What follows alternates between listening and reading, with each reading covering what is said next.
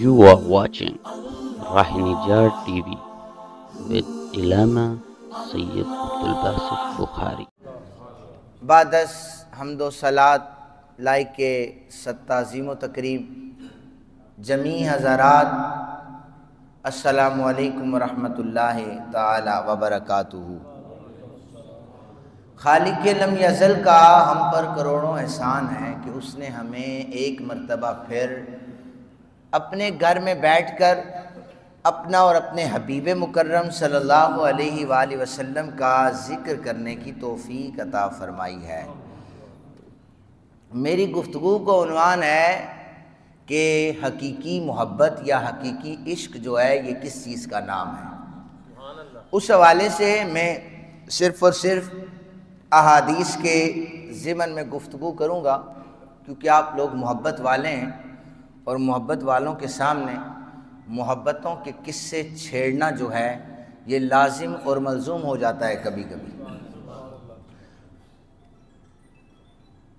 عشق جو ہے یہ محبوب کی یاد میں مصروف رہنے کا نام ہے۔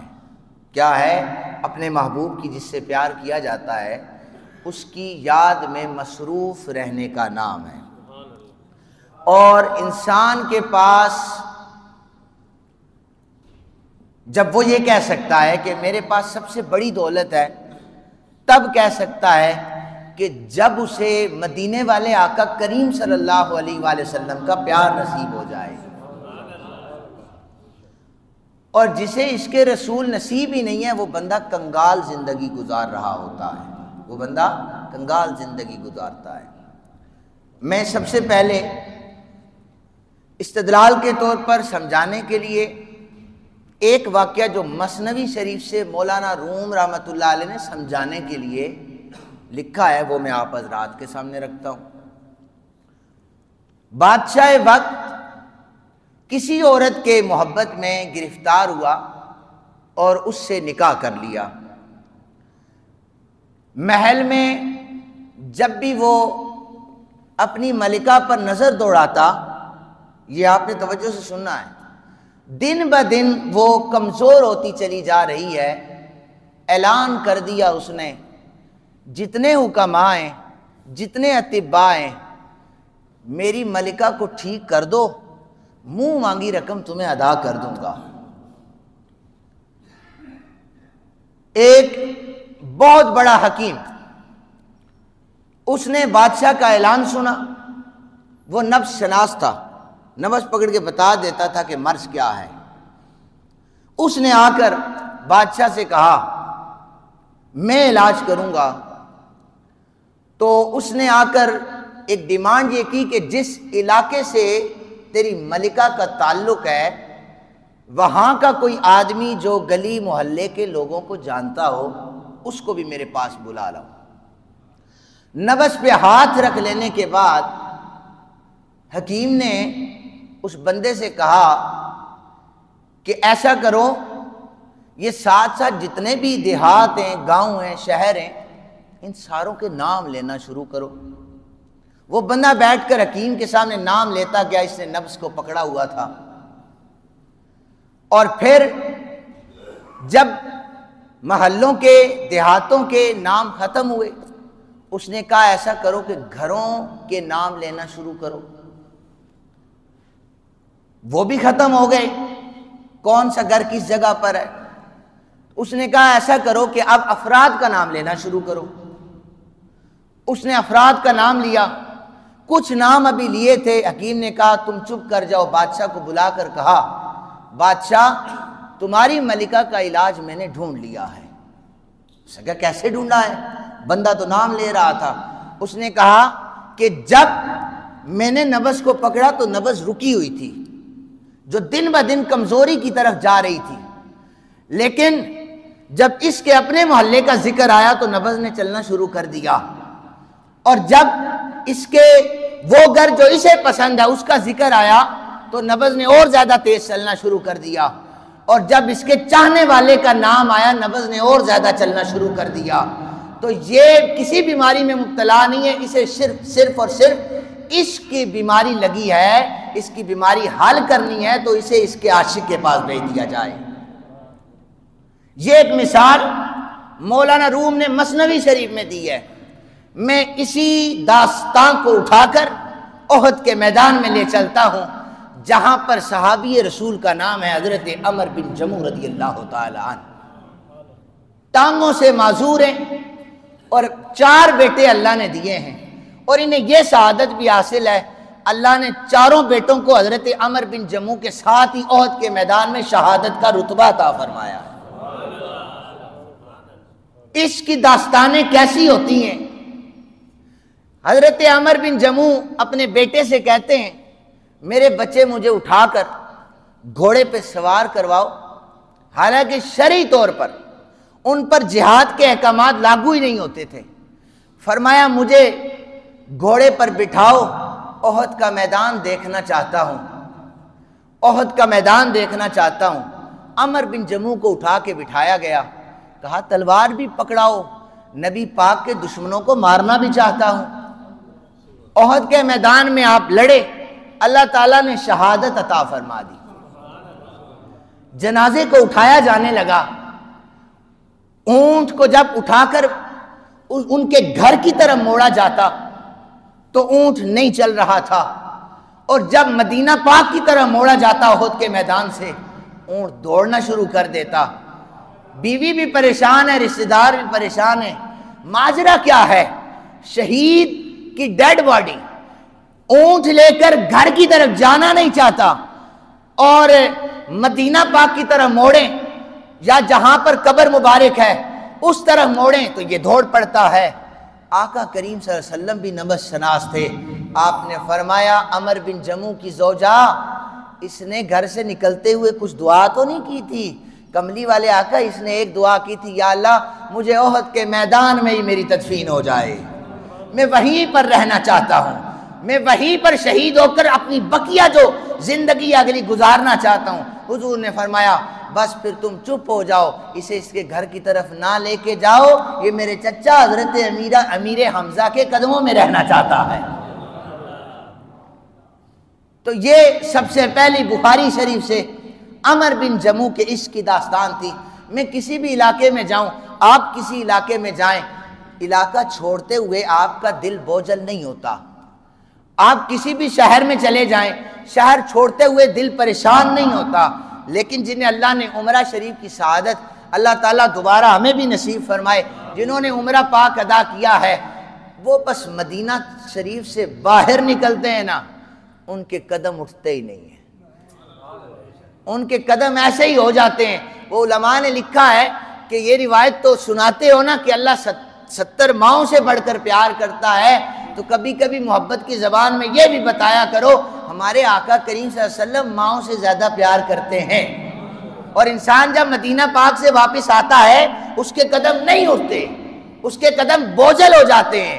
جو لوگ وہاں پر گئے ان کی کیفیت وہ خود جانتے ہیں۔ تو یہ عشق کی جو داستان ہے، اگر کسی حقیقی جو بندہ کسی سے عشق کرتا ہے تو پھر اللہ تعالیٰ اس کے درجات میں دنیا والوں کے سامنے اس کے درجات کو بلند کرتا چلا جاتا ہے۔ دوسری حدیث مبارکہ پھر بخاری شریف سے ہے، حضرت سعد میرے آقا کریم صلی اللہ علیہ وسلم کے صحابی ہیں، جنگ کا میدان ہے، جو تیر بھی آتا ہے سعد اپنے سینے پر کھاتے ہیں، وہ تیر میرے آقا کریم صلی اللہ علیہ وسلم کی جانب نہیں جانے دیتے۔ اور پتہ ہے آقا کریم صلی اللہ علیہ وسلم بھی پھر محبتوں کا جواب دیا کرتے، جتنے تیر حضرت سعد مار رہے ہیں حضور پکڑا رہے ہیں تیر، اور ایک تیر سعد کو پکڑاتے سعد دشمن کو مار، تیر دیتے ہوئے حضور فرماتے سعد میرے ماں باپ تجھ پہ قربان ہو جائیں، کہیں سبحان اللہ، سعد میرے ماں باپ۔ اور سعد نے یہ نہیں کہا حضور نے مجھے کہا ہے میرے ماں باپ لہذا میرا لیول بڑھ گیا ہے، نہیں، ایسا نہیں کہا۔ سعد کی عاجزی کا عالم یہ تھا کہ حضور نے اتنی کرم نوازی فرمائی ہے کہ اپنے والدین کو مجھ پر جمع فرما دیا ہے، یہ کہا کرتے تھے کہ حضور نے میرے اوپر والدین کو جمع فرمایا ہے۔ تو حضرت سعد کی اس جنگ میں انگلیاں بھی کٹی، زخموں سے چورے، سینے میں تیر لگے ہوئے ہیں، حضور نے فرمایا کہ میں ذرا مزید بلند پہاڑی پر جانا چاہتا ہوں، تم میں سے کوئی مجھے لے جائے گا؟ حضرت سعد بیٹھ گئے، کملی والے آقا میرے کندھوں پہ سوار ہو جائیں، میں آپ کو وہاں لے کے جاؤں گا۔ تو آقا کریم صلی اللہ علیہ وسلم نے دیکھا اتنی زخمی حالت میں، ہاتھ کٹا ہوا ہے، زخموں سے چور چور ہے یہ میرا جوان۔ تو آقا کریم صلی اللہ علیہ وسلم پھر بھی کندھوں پر سوار ہو گئے۔ جب کندھوں پہ سوار ہوئے، حضرت سعد نے جا کر مقام پر پہنچایا تو وہاں پر نا آقا کریم صلی اللہ علیہ وسلم کی نظر حضرت سعد پہ پڑی، مسکرائے، ہاتھ اٹھا دیے، یا اللہ میں اتنی دعا کرتا ہوں، بس اتنی دعا کرتا ہوں کہ یہ جو میرا سعد ہے نا سعد، جب بروز محشر تو اس سے ملے تو اسے دیکھ کر مسکرائے، یہ تجھے دیکھ کر مسکراتا رہے۔ تیسرے نمبر پر اب سنیے ذرا، کبھی کبھی یہ عشق جو ہے یہ انسان کو کمزور کر دیتا ہے، کبھی کبھی عشق انسان کو کمزور کر دیتا ہے۔ یہ جو دنیا کے یہ عشق ہے نا، یہ فضول ہیں سارے، کوئی دعویٰ بھی کرتا ہے نا یہ سارے فضول ہیں، کسی کے ساتھ ہے، کسی کے پیر کے ساتھ، استاد کے ساتھ ہے، یہ سب فضول ہے جی۔ حضرت عشق جو ہے کبھی کبھی انسان کو کمزور کر دیتا ہے، یہ الٹ بات ہے۔ نبی پاک صلی اللہ علیہ وسلم کے ایک صحابی ہیں، یہ ابن اسیر نے اسد الغابہ فی معرفت الصحابہ کتاب ہے، اس میں یہ روایت نقل کی ہے۔ آقا کریم صلی اللہ علیہ وسلم اپنے ایک غلام کی تیمارداری کے لیے تشریف فرما ہوئے، آخری وقت چل رہا تھا، حضور نے فرمایا میرے غلاموں جب میرے صحابی کا انتقال ہو جائے مجھے خبر دینا، جب بھی ہو میں آ کر جنازہ پڑھا دوں گا۔ دیکھیں 4 تکبیرات کوئی عام پیر مولوی پڑھا دے تو انسان بتاتا ہے کہ میرے ابا جی اماں جی کا جنازہ فلاں نے پڑھایا ہے۔ تو یہ نبی پاک صلی اللہ علیہ وسلم فرما رہے ہیں کہ جب میرا یہ غلام دنیا سے چلا جائے خبر دینا، میں خود آ کر جنازہ پڑھاؤں گا۔ یہ اس کا ایک انوکھا واقعہ تھا۔ انتقال سے پہلے وہ نبی پاک صلی اللہ علیہ وسلم کا صحابی وصیت لکھ رہا ہے کہ جب میں دنیا سے چلا جاؤں تو میرے آقا کو نہ بلانا۔ حضور نے کیا فرمایا؟ میں آؤں گا۔ صحابی کہتا ہے میرے آقا کو نہ بلانا۔ اے صحابی، آپ کے عشق کا عالم تو یہ ہے کہ حضور تکبیر فرما دیں، کہہ دیں تو بخشش تو ڈائریکٹ ہے، تو آپ یہ کہہ رہے ہیں کہ حضور کو نہ کہنے لگے رستے میں یہودیوں کے گھر آتے ہیں اور میرا وصال، صحابی رسول تو انہیں پتا تھا، انہوں نے کہا میرا وصال بھی ہونا ہے رات کے وقت، رات کے وقت میرے آقا کو تکلیف دو گے، یہودیوں کے گھروں کے باہر سے نکلیں گے، کوئی یہودی میرے آقا پر حملہ کر سکتا ہے، خبردار میرے آقا کو تکلیف نہ دینا، مجھے دفن کر دینا تاکہ میرے آقا کو تکلیف نہ ہو۔ دنیا سے چلے گئے تو آقا کریم صلی اللہ علیہ وسلم کو کسی نے خبر نہ دی اور دفنا دیا۔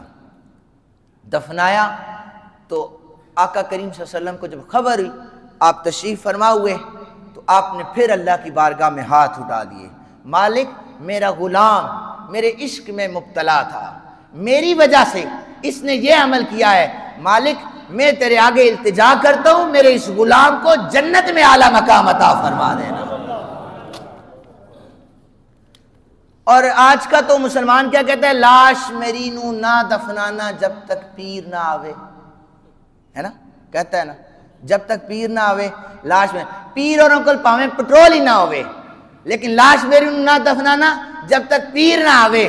لوگوں مرید اس کا نام ہے جو اپنے مرشد کو تکلیف نہیں پہنچانا چاہتا، وہ کہتا ہے میرے آقا کو میرے پیر کو تکلیف نہ دینا، مجھے ایسے ہی دفن کر دینا۔ اس لیے میں کہہ رہا ہوں یہ جھوٹے عشق کے جو دنیا میں دعوے کیے جاتے ہیں، سچا عشق یا خدا سے ہے یا خدا کے رسول محمد مصطفیٰ سے ہے۔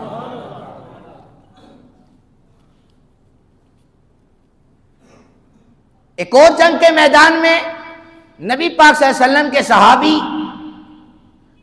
جناب حضرت زیاد زخموں سے چور ہیں اور بڑی بیماری کی کناہت کی حالت میں بول رہے ہیں۔ ام المومنین سیدہ عائشہ صدیقہ رضی اللہ تعالی عنہا، آپ نے ایک سپاہی صحابی رسول سے فرمایا جاؤ دیکھو ذرا وہ زخمیوں میں پڑا ہوا ایک نوجوان وہ کیا رہا ہے۔ اس صحابی رسول نے کان لگا کر سنا تو وہ جو زخمی حالت میں تھا وہ کہہ رہا تھا کاش کوئی میرے آقا کو بتائے میں اس حالت میں ہوں، کوئی میرے آقا کو بتائے میں اس حالت میں ہوں۔ تو جنگ کا میدان تھا، حضور وہیں پہ موجود تھے،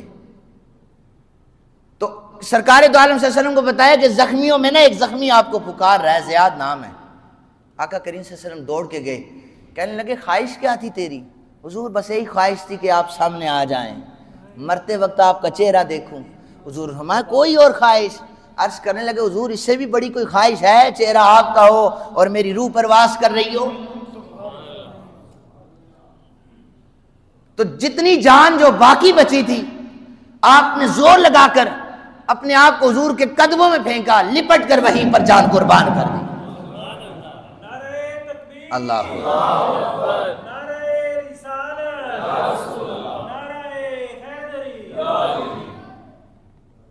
پانچویں نمبر پر اس کی داستانوں میں سے ایک سب سے بڑا نام جسے دنیا عاشقوں کا امام حضرت ابو بکر صدیق رضی اللہ تعالیٰ عنہ کے نام سے جانتی ہے۔ ہجرت کی رات آقا کریم صلی اللہ علیہ وسلم نے جناب ابو بکر پاک کو ساتھ ہی رکھا۔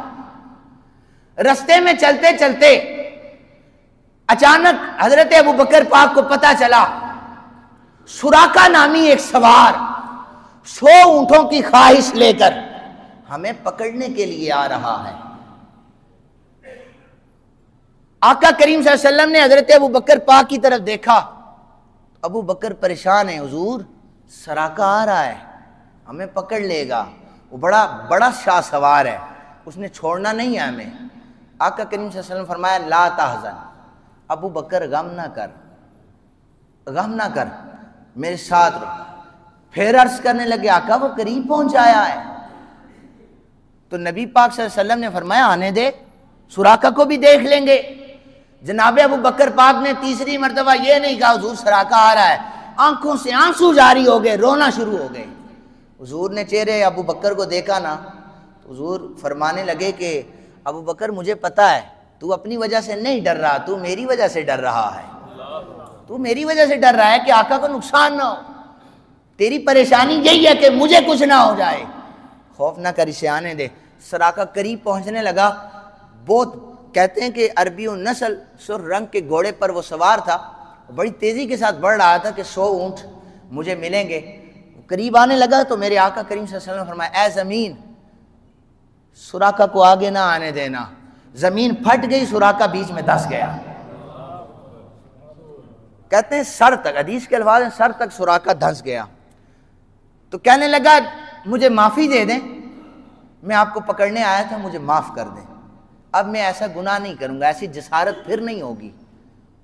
تو جو ہی حضور نے فرمایا زمین اسے واپس آزاد کر دے، زمین نے واپس آزاد کر دیا۔ یہ میں سیاہ ستہ کے الفاظ آپ کو سمجھ آنے کے لیے اردو میں پڑھ رہا ہوں۔ سراقہ نے سوچا کہ اتفاقی طور پر دلدل موجود تھی تو میرا گھوڑا اتفاقیہ طور پر دھس گیا ہے، کہا ایک ٹرائی اور کرتا ہوں پکڑنے کی۔ گھوڑے کو اس نے پھر ٹھوکر لگائی نا، آقا کریم صلی اللہ علیہ وسلم نے دیکھا، فرمایا زمین پھر اسے اندر دھسا لے، یہ میری طرف بڑھنا چاہتا ہے۔ چشمے فلک بھی یہ نظارہ دیکھتی تھی، جناب ابو بکر پاک بھی یہ کرامات دیکھ رہے تھے۔ اور یہ تو سنا ہے نا کہ آقا کریم صلی اللہ علیہ وسلم کا سایہ نہیں تھا، یہ آپ نے حدیث میں پڑھ رکھا ہے، ہم نے پڑھ رکھا ہے، آپ نے سن رکھا ہے۔ تو لوگوں اگر یہ کہا جائے نا حضور کے سائے کا نام ابو بکر صدیق ہے تو یہ بھی بیجا نہیں ہے۔ یہ 24 گھنٹے آقا کریم صلی اللہ علیہ وسلم کے ساتھ تھے۔ صحابہ کہتے ہیں ہم تو کبھی کبھی حضرت ابو بکر کے چہرے کو دیکھتے ہمیں سرکار دو عالم صلی اللہ علیہ وسلم کا عکس نظر آیا کرتا تھا۔ سراقہ پھر دھسا، لالچ تھی 100 اونٹوں کی۔ حضور نے فرمایا سراقہ تجھے پتہ نہیں ہے، میری طرف بڑھنا چاہتا ہے، مجھے نقصان دینے کے لیے آتا ہے، جب مجھے نقصان دینے کا سوچے گا تو یہ زمین میری محبت میں تجھے آگے نہیں آنے دے گی۔ تو میں نے جو ہمارے درس چلتے ہیں نا مغرب کے بعد، ان میں یہ روایات بھی بیان کی ہیں کہ آقا کریم صلی اللہ علیہ وسلم سے نا یہ زمین بھی پیار کرتی ہے، یہ زمین بھی سرکار دو عالم صلی اللہ علیہ وسلم سے پیار کرتی ہے۔ سنیں ایک اور روایت سنا رہا ہوں۔ وہ میں نے پہلے سنائی ہے، پھر آپ لوگوں کو تعدیث نعمت کے لیے، اور پھر مجمع بھی ہے، اس سے میں سنا رہا ہوں۔ ایک بدو حضرت میرے آقا کریم صلی اللہ علیہ وسلم کی بارگاہ میں آیا اور آ کر کے کہنے لگا میں نے کنواں کھودا ہے، اس کا سارا پانی کڑوا نکل آیا ہے، آپ چلیں میرے ساتھ، کنویں کو میٹھا کریں۔ کنواں کس کا ہے؟ بدو کا۔ کنویں کو میٹھا کریں، اگر کنویں کا پانی سارا میٹھا ہو گیا آپ کا کلمہ پڑھ لوں گا، اور کلمہ پڑھ لینے کے بعد ایک گارنٹی اور چاہیے، وہ گارنٹی یہ ہے کیا آپ مجھے جنت کی سند عطا کر دیں گے؟ حضور نے فرمایا ٹھیک ہے، کنواں بھی تیرا ہے، پانی بھی تیرا میٹھا کرنا ہے، کلمہ بھی تو نے پڑھنا ہے، تجھے جنت کی بشارت بھی دے دوں۔ لجپال تھے، یہ کر سکتے تھے۔ اچھا، کنواں جو تھا تالاب نما تھا، آج کے دور کا نہیں تھا، پھیلا ہوا تھا۔ حضور تشریف لے گئے، آپ نے جا کر اپنا لعاب دان جو ہے پانی میں ڈالا، فرمایا چیک کر، تیرے سارے پانی کو میٹھا کر دیا ہے۔ اس نے چیک کیا، کہنے لگا 1 منٹ صبر، چونکہ یہ عاشق حضرت ابوبکر صدیق جیسا تو تھا نہیں کہ حضور معجزوں کی ضرورت نہیں ہے، بس چہرے کو دیکھا ہے، کلمہ پڑھا ہے۔ اس نے کہا ٹھہرے ٹھہرے ادھر سے چیک کرنے دیں۔ چاروں اطراف سے چیک کرنے کے بعد یہ قدموں میں آ کر کے کہنے لگا حضور لعاب دان ادھر پانی میں ڈالا ہے، چاروں طرف سے پانی کو میٹھا کر دیا ہے، یہ کیسے کیا ہے؟ حضور نے فرمایا زمیندار تو ہے لیکن عقل تیری کام نہیں کرتی، پانی اپنی فطرت میں میٹھا کڑوا نہیں ہوتا، زمین اگر میٹھی ہو تو پانی میٹھا نکلتا ہے، زمین کڑوی ہو تو پانی کڑوا نکلتا ہے۔ اوے بدو، میں نے تیرے پانی کو میٹھا نہیں کیا، میں نے لعاب دان ڈال کر ساری زمین کو میٹھا کر دیا ہے۔ آقا کریم صلی اللہ علیہ وسلم سے یہ زمین کی محبت تھی، تو اللہ تعالیٰ ہمیں ایسا عشق عطا فرمائے۔ اور آخری روایت جو عنوان کے مطابق تھی وہ یہ تھی کہ نبی پاک صلی اللہ علیہ وسلم کے ایک صحابی کو سولی پر لٹکایا جا چکا ہے، مشرکین سوچ رہے تھے سولی پر لٹکا ہوا ہے، ابھی اسے چیرا جانے لگا ہے، ابھی اسے پھانسی دی جانے لگی ہے، اس کا امتحان لے لیتے ہیں۔ انہوں نے کہا مر تو تو جائے گا، مر تو تو جائے گا، تو ایسا نہ ہو جائے کہ اس جگہ پر تجھے ہٹا کر تیرے نبی جس کا تو کلمہ پڑھتا ہے انہیں لٹکا دیا جائے۔ چاروں طرف سے صحابی رسول باندھا ہوا ہے، انہیں پتہ ہے کھینچ کر میرے جسم کو چیر دیا جائے گا اور ابھی میری زندگی کو تمام کر دیا جائے گا۔ تو صحابی رسول تھے، سچا عشق کرتے تھے، کہنے لگے بدبخت، سولی پر لٹکا ہوا ہوں، سولی پر ہوں، مر جانا ہے مجھے پتہ ہے، اس وقت بھی میرا یہی عقیدہ ہے کہ میرے آقا کریم کو ایک کانٹا بھی نہ چبھے، جتنی تکالیفیں مجھے ہو جائیں میرے آقا کو تکلیف نہ ہو۔ تو لوگوں، سچا عشق جو ہے وہ خدا کا ہے، مصطفیٰ کا ہے۔ اللہ تعالی ہمیں توفیق عطا فرمائے، ہم صحابہ کرام جیسی محبت حضور سے کریں اور حضور کی سنتوں پر، حضور کے بتائے ہوئے اصولوں کے مطابق زندگیاں گزارنے کی اللہ ہمیں توفیق عطا فرمائے۔ وما علینا الا البلاغ۔